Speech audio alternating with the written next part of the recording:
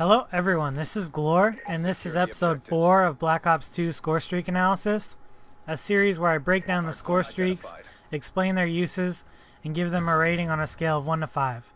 The score streaks we'll be looking at in this episode are the Death Machine, the War Machine, and the Dragonfire.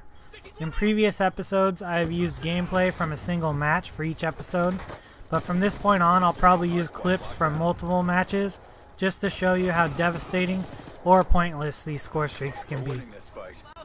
I know I've been gone for a while, I apologize.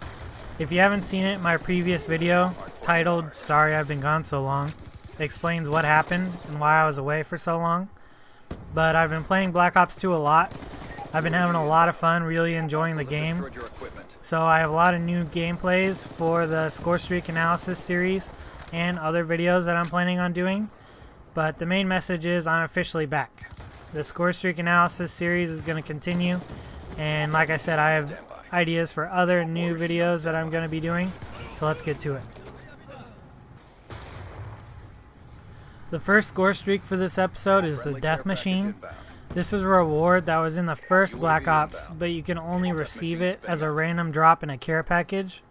It's basically a minigun that you're able to carry around, and it lets you go all Rambo on the other team. The Death Machine has a fixed 200 round limit and is not affected by Scavenger, but it does stick around even if you die until the ammo runs out. To use it, all you have to do is use the D-pad and select it. Firing the Death Machine is as easy as pulling the right trigger, although if you hold down the left trigger before firing, it'll spin up the gun, which allows you to begin firing faster and also increases your accuracy. This is a real fun score streak to use. Like I said, it does slow you down, but other than that, the minigun is just awesome. You can destroy people with it. But like I said, you can die just as easy, so even though you feel like a badass, and you might be, you can still die from just a couple of bullets, so be careful. As for the rating, cost versus reward, I give the Death Machine a 4. It does significantly up your killing power, but you can still die just as easy, and it makes you move slower. I also gave it a 4 in the usefulness rating because it does give you an edge in most gunfights. That means the overall rating for the Death Machine is a 4.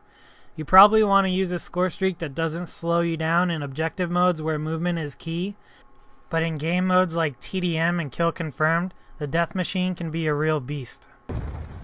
Next up is the War Machine. Much like the Death Machine, it essentially gives you another weapon to carry around and use. But unlike the Death Machine, which is a minigun, the War Machine is a semi-automatic grenade launcher, so it fires around every time you pull the trigger. It uses the same rounds as the grenade launcher attachment, and they behave the same way, so they need a certain distance to arm after being shot before they're able to explode. It is possible to get direct impact kills with the War Machine, same as the grenade launcher attachment.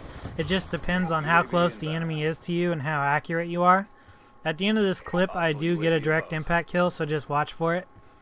Unlike the grenade launcher attachment, which can only fire one 40mm round before needing to reload, the War Machine has a 6-round drum, and it comes with more than 6 rounds, so you're going to need to reload at some point.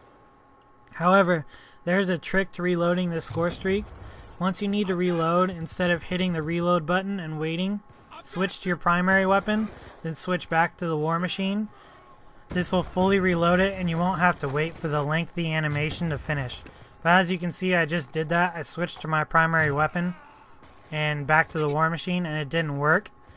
So I have tried this, and it only works with the care package version of the War Machine. So if you actually earn the War Machine as your score streak, if you have it selected, this won't reload it if you switch to your primary and back to your War Machine. But if you get it from a care package, it does work apparently. So if you actually earn it, it doesn't work, but if you get it from the care package, it's the easy way to do it. This score streak sticks around until you fully run out of ammo, just like the Death Machine. So as for the rating, cost versus reward, I gave the War Machine a 5. It's not very expensive to get, and with a quick trigger finger, you can send out an impressive explosive bombardment. For usefulness, I also gave the War Machine a 4 because while it excels on open maps with high vantage points, it's slightly less useful on small maps with tons of cover. It is also affected negatively if your enemies are running Flak Jacket. It doesn't make them impervious to the War Machine, but it does take an extra round or two to kill someone using Flak Jacket. So my overall rating for the War Machine is a 4, but my rating would probably be a 5 if it weren't for Flak Jacket. This Scorestreak doesn't seem to slow you down like the Death Machine does, and if you conserve ammo and use your rounds wisely, it can help you throughout the entire match. The last Scorestreak for this episode is the Dragonfire. This is an aerial drone that you can control and fly around the map to kill enemies. This is the one that everyone was so excited about in the Black Ops 2 trailer, and this is the toy version anyway, is what came in the care package edition for those people who got it. Flying this Scorestreak is pretty straightforward. Use the sticks to move and look, while the right and left bumpers allow you to move up or down. Using the automatic machine gun attached to the drone is just as easy.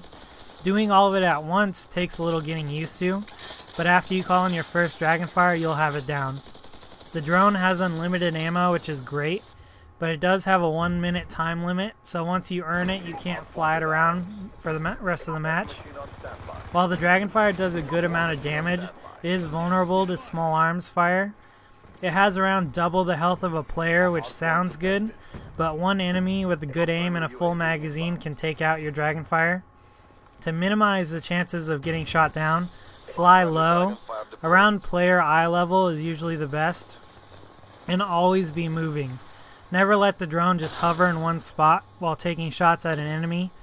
You see, I do it a couple times in these couple of clips, and I get shot down pretty quick. So, as for the rating, cost versus reward, I gave the Dragonfire a 3. Like I said, it can do some damage in capable hands, but it is vulnerable to small arms fire. Usefulness rating is also a 3. I'm not a huge fan of Scorestreaks that take your character out of the game, but the Dragonfire is fun to use, and it can rack up a handful of kills most of the time. The overall rating for the Dragonfire is a 3. I recommend trying it out because it's fun to use, but the points required to receive this Scorestreak are very close to an orbital VSAT or stealth chopper, which would probably be better choices, but I go over those in the next episode. So that's it for this video. I'm happy to be back. These are really fun to make.